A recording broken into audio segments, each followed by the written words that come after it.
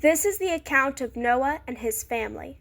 Noah was a righteous man, the only blameless person living on earth at the time, and he walked in close fellowship with God. Noah was the father of 3 sons, Shem, Ham, and Japheth. Now God saw that the earth had become corrupt and was filled with violence. God observed all this corruption in the world, for everyone on earth was corrupt. So God said to Noah, I have decided to destroy all living creatures, for they have filled the earth with violence. Yes, I will wipe them all out along with the earth. Build a large boat from cypress wood and waterproof it with tar, inside and out. Then construct decks and stalls throughout its interior. Make the boat 450 feet long, 75 feet wide, and 45 feet high. Leave an 18-inch opening below the roof all the way around the boat. Put the door on the side and build 3 decks inside the boat, lower, middle, and upper. Look, I am about to cover the earth with a flood that will destroy every living thing that breathes. Everything on earth will die, but I will confirm my covenant with you. So enter the boat, you and your wife, and your sons and their wives. Bring a pair of every kind of animal, a male and a female, into the boat with you to keep them alive during the flood. Pairs of every kind of bird, and every kind of animal, and every kind of small animal that scurries along the ground will come to you to be kept alive. And be sure to take on board enough food for your family and for all the animals. So Noah did everything exactly as God had commanded him. When everything was ready, the Lord said to Noah, Go into the boat with all your family, for among all the people of the earth, I can see that you alone are righteous. Take with you 7 pairs, male and female, of each animal I have approved for eating and for sacrifice, and take 1 pair of each of the others. Also take 7 pairs of every kind of bird. There must be a male and a female in each pair to ensure that all life will survive on the earth after the flood. 7 days from now, I will make the rains pour down on the earth, and it will rain for 40 days and 40 nights, until I have wiped from the earth all the living things I have created. So Noah did everything as the Lord commanded him. Noah was 600 years old when the flood covered the earth. He went on board the boat to escape the flood, he and his wife and his sons and their wives. With them were all the various kinds of animals, those approved for eating and for sacrifice, and those that were not, along with all the birds and the small animals that scurry along the ground. They entered the boat in pair, male and female, just as God had commanded Noah. After 7 days, the waters of the flood came and covered the earth. When Noah was 600 years old, on the 17th day of the 2nd month, all the underground waters erupted from the earth, and the rain fell in mighty torrents from the sky. The rain continued to fall for 40 days and 40 nights. That very day, Noah had gone into the boat with his wife and his sons, Shem, Ham, and Japheth, and their wives. With them in the boat were pairs of every kind of animal, domestic and wild, large and small, along with birds of every kind.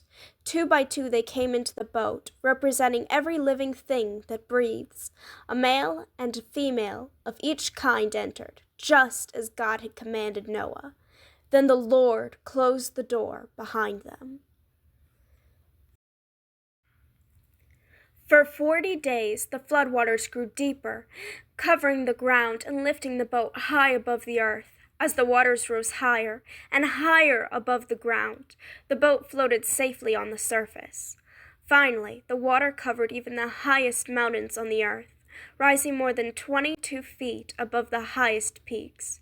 All the living things on earth died. Birds, domestic animals, wild animals, small animals that scurry along the ground, and all the people. Everything that breathed and lived on dry land died. God wiped out every living thing on the earth, people, livestock, small animals that scurry along the ground, and the birds of the sky. All were destroyed. The only people who survived were Noah and those with him in the boat, and the floodwaters covered the earth for 150 days. But God remembered Noah and all the wild animals and livestock with him in the boat. He sent a wind to blow across the earth, and the flood waters began to recede. The underground water stopped flowing, and the torrential rains from the sky were stopped. So the flood waters gradually receded from the earth. After 150 days, exactly 5 months from the time the flood began, the boat came to rest on the mountains of Ararat. 2.5 months later, as the waters continued to go down, other mountain peaks became visible. After another 40 days, Noah opened the window he had made in the boat and released a raven. The bird flew back and forth until the flood waters on the earth had dried up. He also released a dove to see if the water had receded and it could find dry ground. But the dove could find no place to land because the water still covered the ground. So it returned to the boat, and Noah held out his hand and drew the dove back inside. After waiting another 7 days, Noah released the dove again. This time the dove returned to him in the evening with a fresh olive leaf in its beak.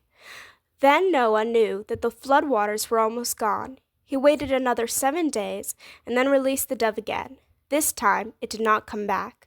Noah was now 601 years old. On the first day of the new year, 10.5 months after the flood began, the flood waters had almost dried up from the earth. Noah lifted back the covering of the boat and saw that the surface of the ground was drying. 2 more months went by, and at last the earth was dry. Then God said to Noah, "Leave the boat, all of you, you and your wife, and your sons and their wives.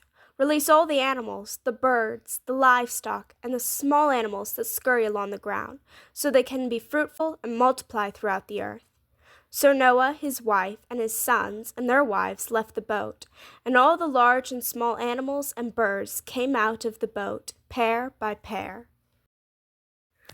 Then Noah built an altar to the Lord, and there he sacrificed as burnt offerings the animals and birds that had been approved for that purpose.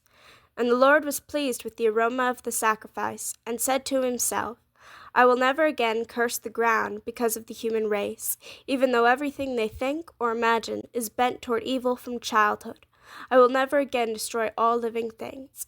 As long as the earth remains, there will be planting and harvesting, cold and heat, summer and winter, day and night."